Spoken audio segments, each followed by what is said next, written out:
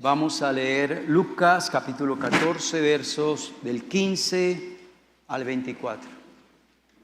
Esta fue una de las parábolas que el Señor Jesucristo nos dejó en su palabra. Entonces hoy el estudio va a ser muy cristocéntrico, ¿no? Porque es una parábola del Señor Jesucristo. Dice así la palabra: oyendo esto, uno de los que estaban sentados con Jesús a la mesa le dijo: bienaventurado el que coma pan en el reino de Dios. Entonces Jesús le dijo: un hombre hizo una gran cena y convidó a muchos. Así es Dios. Dios nos invita a todos a buscar de Dios. Amén. Pero vamos a ver qué pasa. Algunos sacan excusas. Entonces Jesús hizo una gran cena y convidó a muchos. Y a la hora de la cena invitó a sus siervos a decir a los convidados: venid, que ya todo está preparado. ¿Cuántos creen eso, que ya todo está preparado para buscar de Dios, para que no tengamos ningún obstáculo?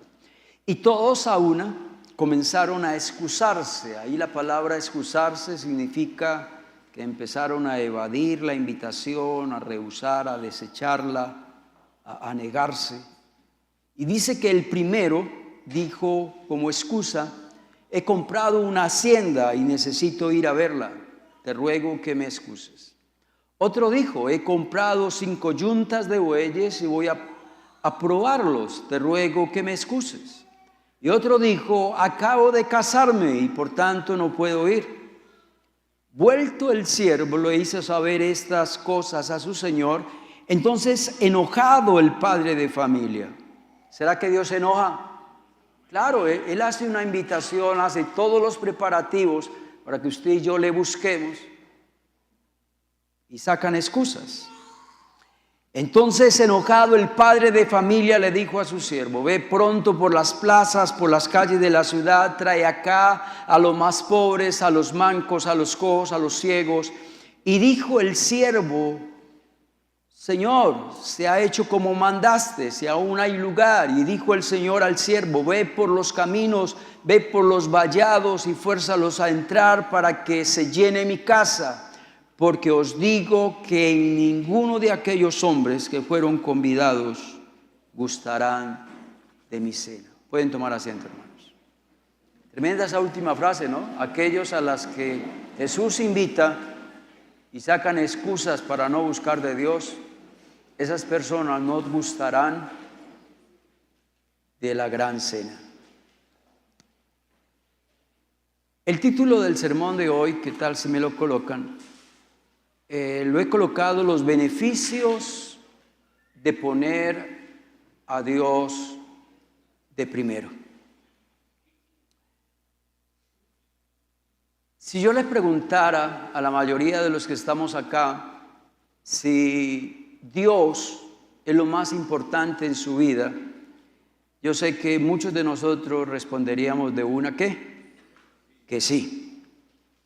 Pero la pregunta es: ¿eso será verdad? ¿Dios será lo más importante para mí? Si me da pereza levantarme hoy domingo en la mañana para venir a buscar de Dios, cuando tengo oportunidad de congregarme y no lo hago, cuando tengo el tiempo para leer y orar en la casa, leer la Biblia y orar en la casa y no lo hago,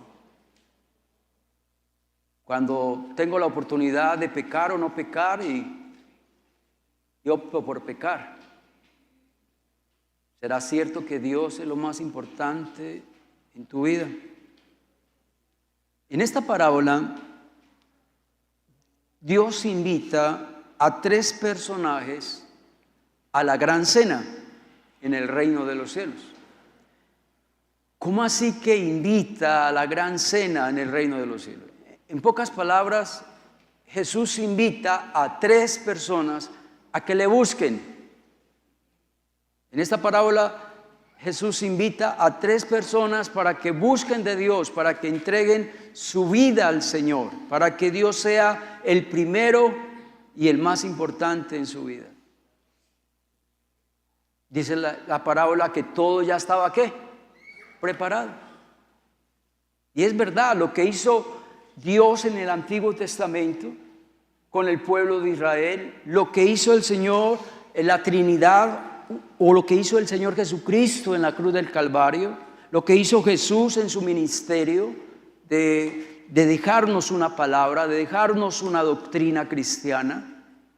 Ya todo está listo, todo está preparado. Pero recuerden que usted y yo estamos ¿qué? Al libre albedrío. Y recuerden, lo que Dios le dijo a estos tres hombres fue una invitación. ¿Y qué es una invitación? Una invitación es una invitación, es decir, usted tiene opción de decir sí o decir no.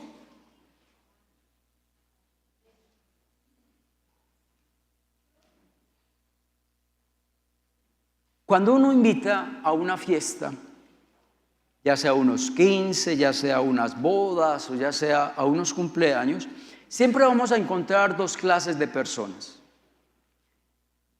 Vamos a encontrar aquellas personas que anhelan que llegue ese día, hacen todos los preparativos, hacen la cita en el salón de belleza, sacan la cita en el peluquero, compran la ropa con anticipación, los zapatos. Pero también hay otra clase de personas cuando uno hace una invitación a una fiesta. Y son aquellos que ven la invitación como una carga, que dicen, qué pereza, yo no quiero ir por allá. Ven eso como una molestia. Y si van a la fiesta, van de mal humor.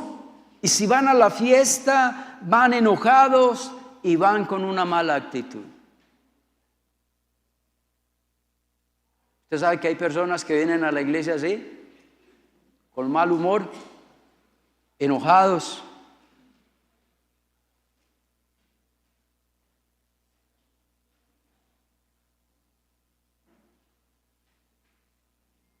¿Será Dios lo más importante en mi vida? ¿O será que hay otras cosas más importantes que Dios en mi vida? Eso es lo que vamos a estudiar en esta mañana. La primera frase que quiero resaltar está en el versículo 18 y es la excusa que sacó este primer personaje. El primer personaje dijo, es que no puedo ir a la gran cena porque he comprado una ¿qué? Una hacienda. Ahí la palabra hacienda significa bienes y riquezas que posee una persona. Entonces, una hacienda puede ser un carro, puede ser una casa, puede ser una finca, ¿sí? Puede ser una moto, bienes o riquezas. Para algunos, las posesiones materiales son un obstáculo para buscar de Dios.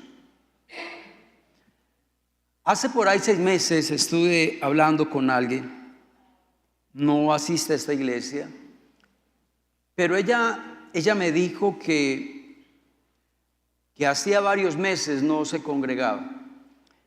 Entonces yo le pregunté que por qué no se congregaba y ella dijo porque como familia compramos una finca y ya todos los fines de semana nos vamos para allá. Cuando no tenían finca, se congregaban todos los domingos. Pero ya ahora que tienen finca, no van.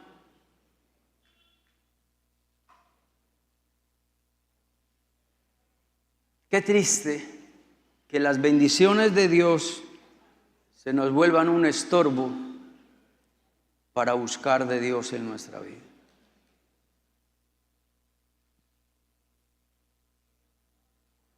Puede que Dios te haya dado un regalo, un carro. Ah, no, y ya piensas todos los domingos es coger el carro e irnos ¿para qué? A los pueblos, a visitar, a a pasear a los charcos y ya no hay tiempo para buscar de Dios. Como un bien, como un regalo que Dios te ha dado, se puede convertir ¿en qué? En un mal, en un obstáculo para buscar de Dios.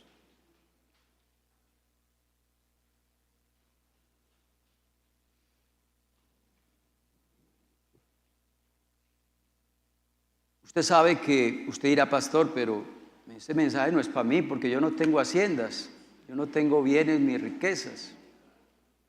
Pero usted no sabe que ese texto es tanto para aquel que tiene una hacienda como para el que no la tiene.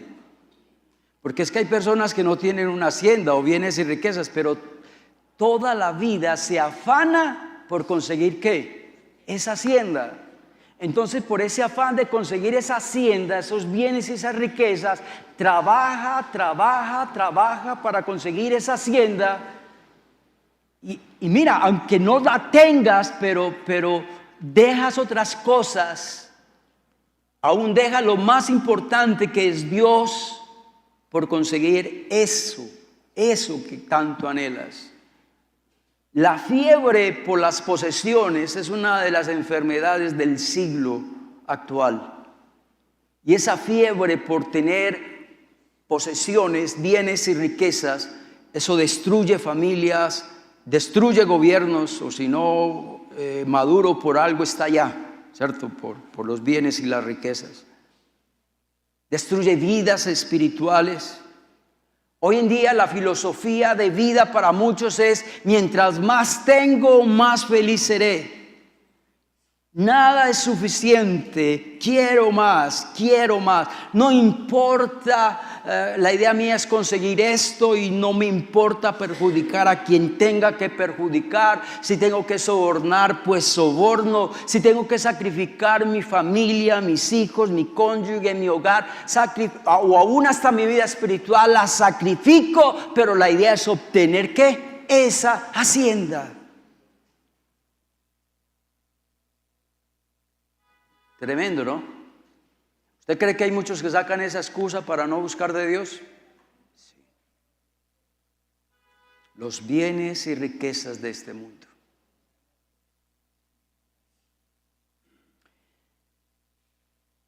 Vámonos al verso 19. Quiero resaltar esta segunda frase y dice: el segundo, sacó la excusa para no ir a la gran cena. Dijo que es que he comprado 5 yuntas de bueyes. Yuntas significa un par. Entonces, ¿compró cuántas? 10 bueyes. 10 bueyes. Y como he comprado estos 10 bueyes, entonces voy ¿a qué? A probarlos.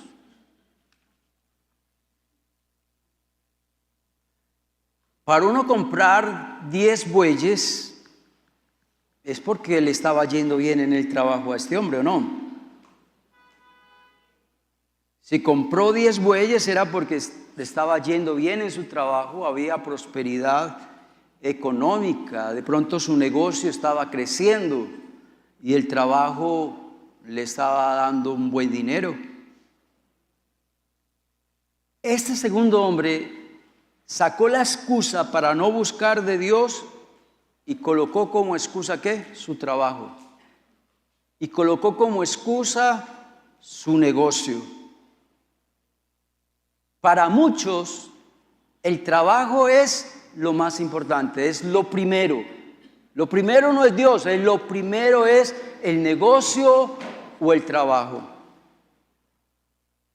Aquí hay personas que tienen negocios. ¿Y por qué no vienes un domingo al culto? Porque es que si no hago un domingo, son 2, 3 millones o 4 millones que no puedo vender. Hay personas que un día de trabajo a él le sale por 30, 40 millones de pesos. No exagero. Estaba hablando con un amigo mío, Geneyer, él me decía que su patrón es súper rico y él dice que él no daba un día por menos de 100 millones de pesos. Entonces ellos venir a un culto un domingo es perder mucho dinero.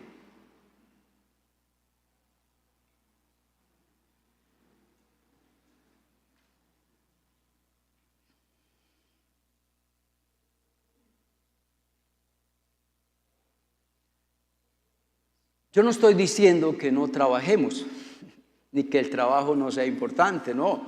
En la Biblia es muy clara de que para Dios el trabajo es ¿qué? Muy importante. Y tan importante es el trabajo que hay un texto en la Biblia que dice que el que no trabaje, que no coma.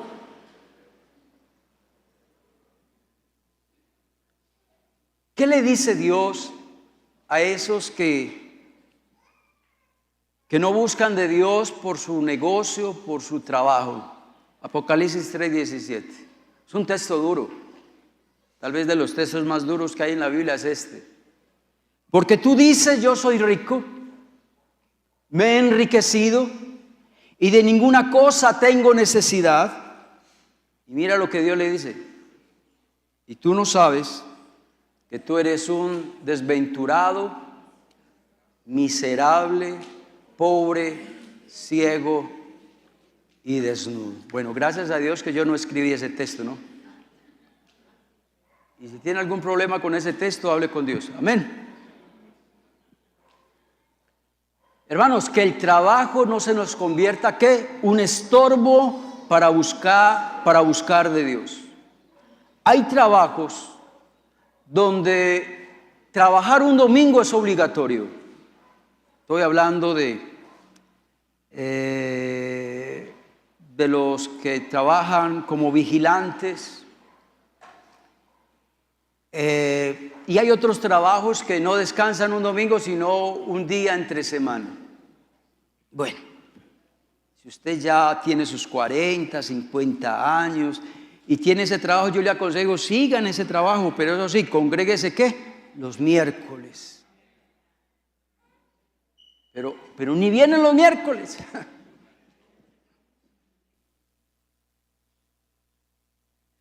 Pero hay trabajos donde usted tiene la opción de trabajar o no trabajar. Antes de yo ser pastor, yo era zapatero, yo era soldador, yo hacía zapatos. Y a mí me echaron de un trabajo porque los demás compañeros de trabajo trabajaban un domingo. Cuando era los diciembres, que es temporada, ellos se quedaban trabajando sábado en la noche y seguían domingo. Y yo soltero, yo decía, no, es que para mí los domingos son sagrados. Yo no le trabajo un domingo a nadie. Patrón no le gustó y me echó. Bueno, en ese entonces estaba joven pues y bello, ¿cierto? Pero ni casado tampoco, entonces no había problema conseguir otro trabajo. Pero hay trabajos donde te dan la opción de trabajar un domingo o no trabajarlo.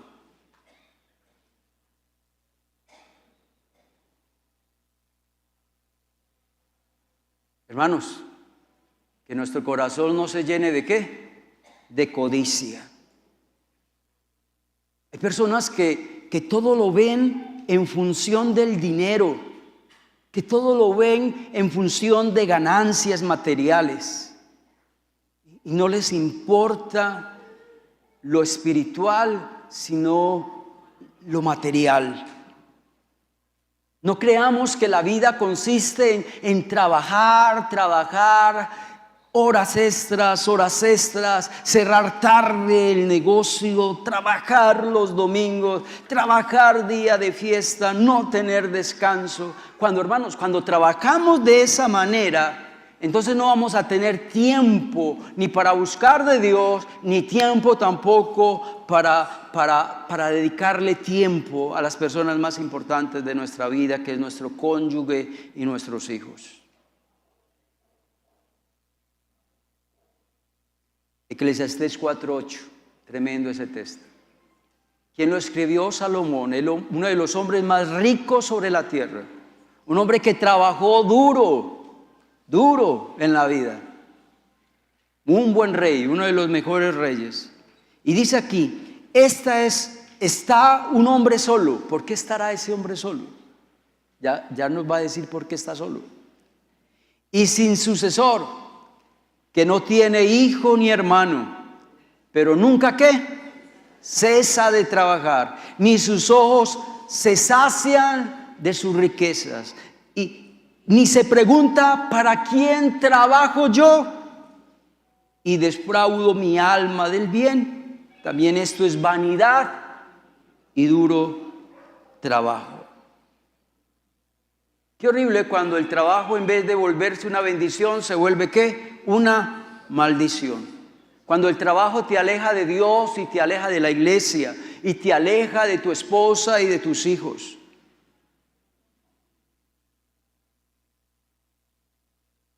Yo siempre he dicho esto, tal vez no lo he dicho acá, pero en la Gabriela lo dije más de una vez.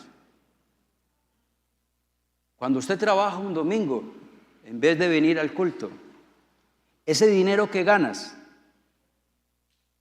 lo vas a echar como en bolsillo ¿qué? Roto.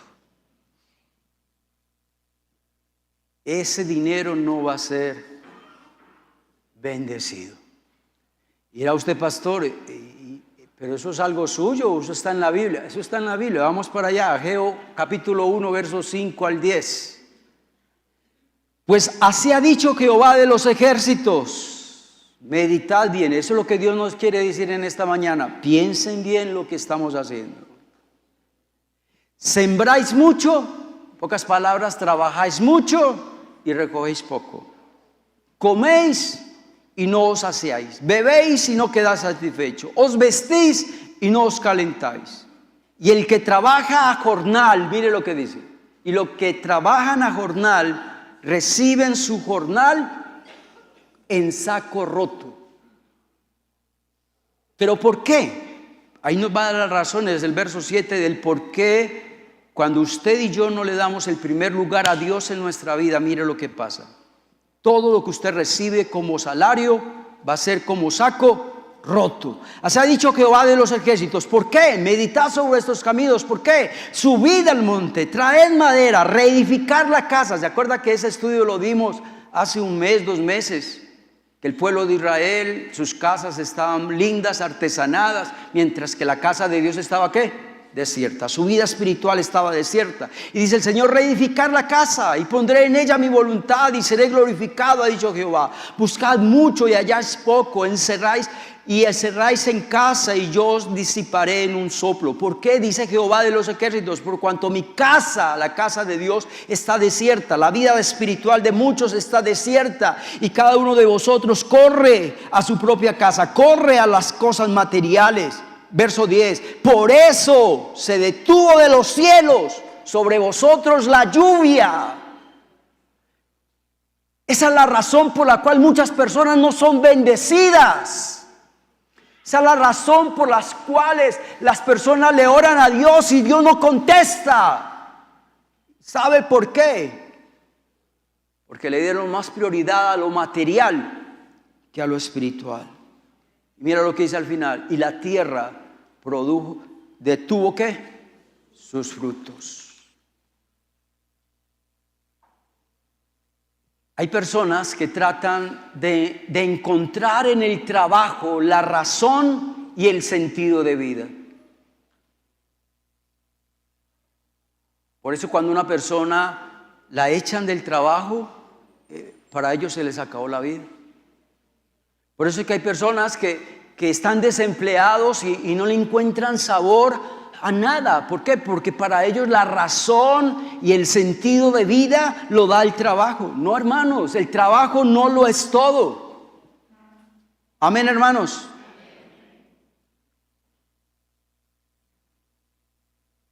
Ustedes saben lo que pasó en el barrio esta semana, ¿no? Una mamá desempleada con depresión mató a sus 2 hijos, uno de 17 años y una niña de 21 años, y luego se mató ella.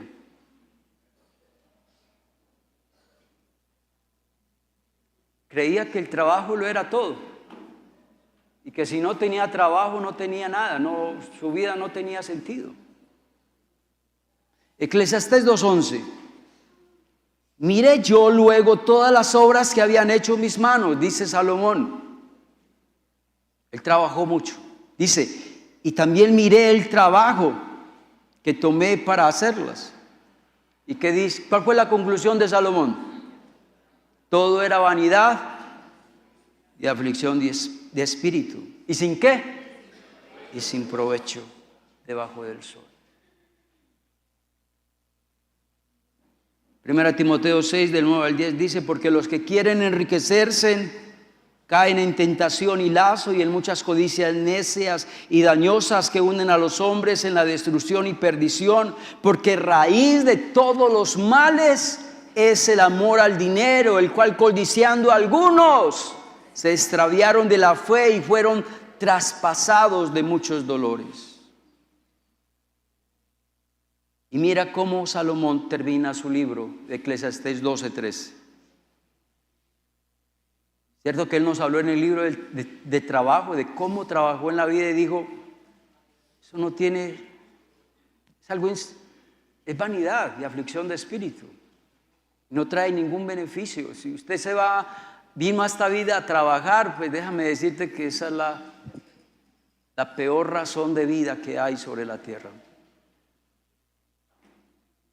El fin de todo el discurso, dice Salomón, finalizando su libro, lo más importante es que teme a Dios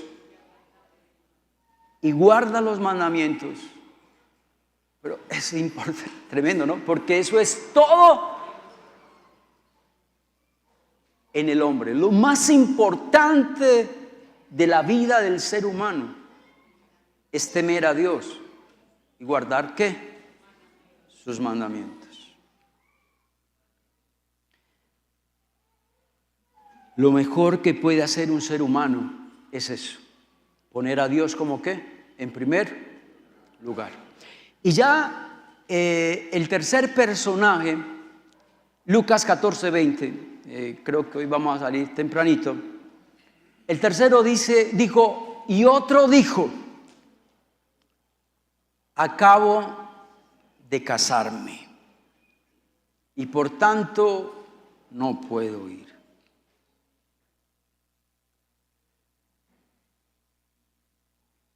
Con este punto yo no quiero decir de que la familia no es importante, no. La familia es muy importante. Y la familia hay que amarla, pero la familia no es más importante que Dios. Ni los bienes ni las riquezas son más importantes que Dios. Amén. Ni el trabajo es más importante que Dios. Ni la familia tampoco es más importante que Dios. Dios debe de ser nuestra prioridad. Amén. Mateo 10:37 nos lo dice el Señor Jesucristo. Eso nos lo dijo el Señor Jesucristo. Y si lo dijo el Señor Jesucristo, hay que vivirlo, hay que creerlo. El que ama a padre y a madre más que a mí, no es digno de mí. Y el que ama a hijo o a hija más que a mí, no es digno de mí. ¿Cuántas personas no buscan a Dios por el qué dirán de su familia? ¿Cuántas personas no buscan a Dios porque si ellos se dan cuenta que está yendo a la iglesia evangélica, entonces lo van a rechazar? ¿Cuántas personas no buscan a Dios por no perder la herencia? ¿Usted sabía eso? Donde su papá y su mamá se den cuenta que se volvió evangélico, a todos les da herencia, menos a él. ¿Cuántos no buscan a Dios? Porque si voy a la iglesia y mis padres se dan cuenta, se van a enojar, o mi esposo se va a enojar, o mis otros hermanos se van a enojar, o mis hijos se van a enojar.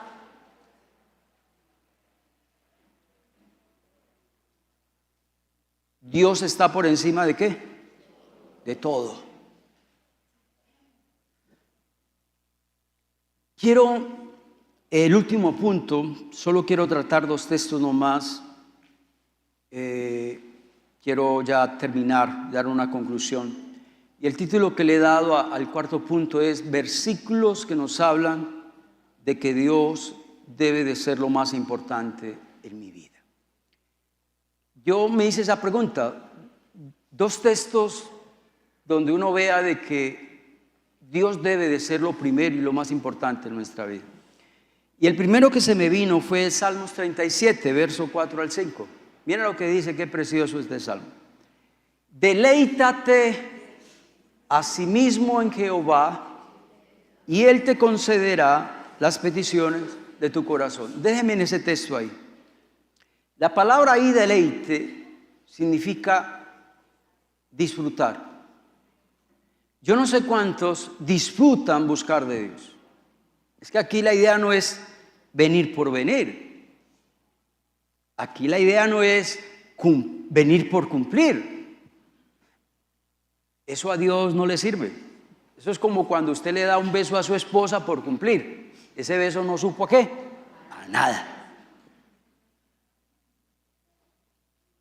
A Dios no le importa que usted venga y cumpla.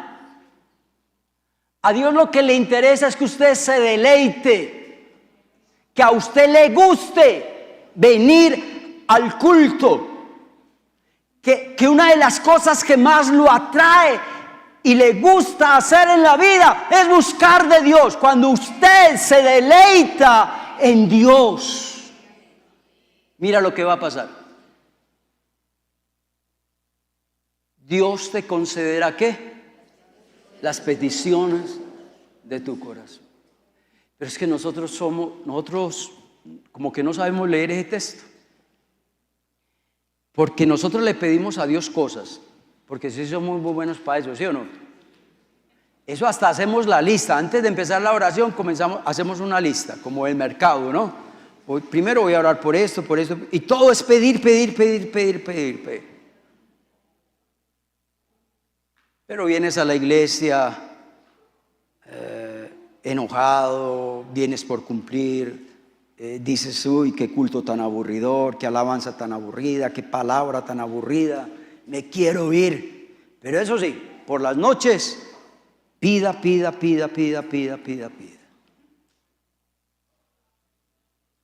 ¿Cuáles son los deseos que hay en tu corazón? Quiero tener casa. Dios dice, bueno, ¿quieres casa? ¿Qué hay que hacer? Deleítate en Dios.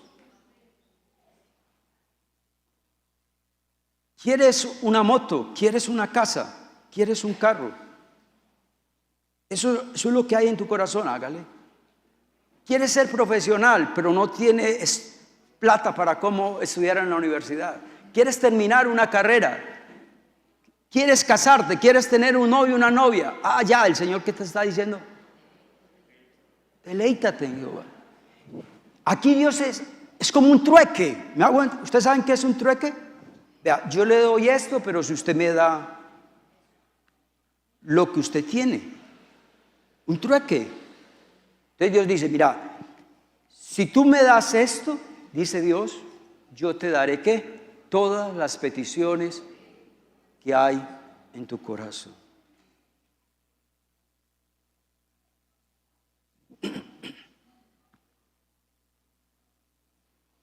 Vámonos al verso 5. El verso 5. El verso 5 dice, mira la parte que nos corresponde hacer nosotros. ¿Cuál es la parte que nos corresponde a nosotros? Encomienda a Jehová ¿qué? Tu camino. Otras versiones dice, entrégale al Señor lo que haces. ¿Qué es lo que haces? Trabajo, estudio, ser papá, ser mamá. Entrégale al Señor todo lo que tú hagas, tu negocio. Y confía en Él. Y Él hará. Y confía en Él. Y Él te ayudará. Y confía en Él. Y Él va a actuar. Pero una parte la hace usted, la otra parte la hace Dios. Recuerde, un trueque. ¿Cuál es la parte nuestra? Entregar nuestra vida a Dios. Dios, aquí está mi vida, te la entrego. Aquí están mis sueños, mis proyectos. Yo voy a confiar en ti y yo sé que tú vas, ¿qué? A actuar. Y el otro texto, ya para terminar, está el Mateo 6:33, un texto muy conocido por nosotros. Un texto que nos lo dejó el Señor Jesucristo. Dice, mas buscad primeramente el reino de Dios y su justicia, y las demás cosas vendrán por añadidura. ¿Cuál es la parte nuestra? Buscad primeramente el reino de Dios y su justicia. Poner a Dios en el primer lugar en nuestras vidas. Y si usted y yo hacemos eso, entonces Dios, todas estas cosas os serán añadidas. Dirán usted, ¿y cuáles otras cosas? Si usted lee los versículos anteriores, está hablando de comida, bebida y vestido. ¿Estás preocupado porque no tienes cómo mercar esta semana? ¿Qué hay que hacer? Que hace días que no estrenas nada y que la ropita que tienes ya está como para traer al bazar. Entonces el Señor te está diciendo, listo, ¿quieres eso? Busca primeramente el reino de Dios y ¿qué? Y su justicia.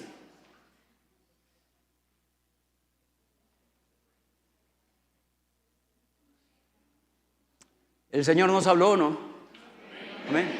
Vamos a ponernos de pie, hermanos. Señor, gracias por tu palabra. Gracias por hablarnos en esta mañana. Todo está listo, todo está preparado para que busquemos a Dios. Dios nos hace la invitación, pero como estamos a libre albedrío, usted y yo podemos ir o no ir, aceptar o no aceptar esa invitación. Ayúdanos, Señor, para que tú seas el primero y el más importante en nuestra vida. Yo quiero aprovechar esta oportunidad. De pronto aquí haya personas que nos están visitando. Ahí donde estás, Dios está a tu lado. Todos los hermanos de la iglesia tienen sus ojos cerrados. Nadie te ve, nadie te escucha. Ahí en silencio, tú con Dios. Quiero que repitas conmigo estas palabras a Dios. Dile al Señor, Señor, hoy reconozco que tu palabra me ha hablado. Hoy reconozco que te necesito. Hoy reconozco que tú eres y debes de ser el primero y el más importante en mi vida. Te pido perdón porque he sacado muchas excusas para no buscarte, para no entregar mi vida a ti por completo. Perdona, Señor, porque muchas cosas para mí antes del día de hoy eran importantes, pero hoy me has enseñado que tú eres más importante que cualquier cosa en este mundo. Te pido perdón por mi indiferencia y te pido, oh Dios, que me ayudes, que me des un nuevo corazón, que me enseñes, Señor, a vivir solo para ti, que me ayudes, Señor, a creer solo en tu palabra. Ayúdame, oh Dios, para rendir mi vida al señorío de Cristo. Dile al Señor, Señor, yo reconozco que mi vida necesita hacer muchos ajustes, que mi vida necesita hacer muchos cambios, pero yo solo no puedo, Dios.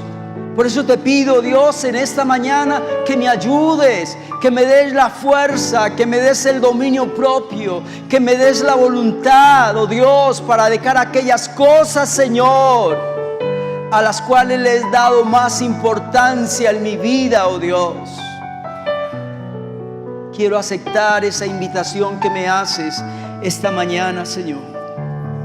En el nombre de nuestro Señor Jesucristo. Amén. Dios los bendiga, hermanos. Estén bien.